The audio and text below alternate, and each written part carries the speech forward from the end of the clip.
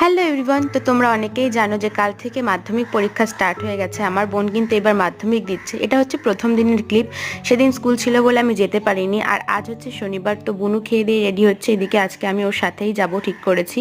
আর একটু দেরি হয়ে গিয়েছিল, তাই পাপা আমাদের প্রথমেই বাইকে করে দিয়ে আসছে। আর আমরা এই যে সেন্টারে পৌঁছে গেছি, আমি দেখাচ্ছিলাম যে মাঠটা, আর অনেক গার্জিয়ানরা দাঁড়িয়েছিল। বুনু কিন্তু ঢুকে গেছে। তারপরে আমিও এখানে ওয়েট করতে লাগলাম। আর হাতে একটা লিফলেট ধরিয়ে দিয়ে গেল।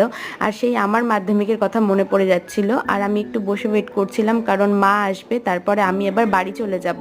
মাও কিছুক্ষণ পরে চলে আসলো। আর এদিকে না গাছগুলোতে অনেক বেল হয়েছিল, তো সেটাই আমি তোমাদের দেখানোর চেষ্টা করছিলাম, জানি না দেখতে পেয়েছো কিনা।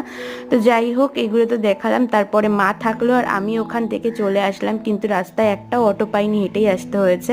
আসার পথে নিয়েছিলাম একটু পেয়ারা মাখা, সেটাও তোমাদের দেখিয়ে দিলাম। আর এই পেয়ারা মাখানোটা পুরো আমি আলাদা ভিডিও করব, অবশ্যই দেখো। আজকের মতো এই পর্যন্ত।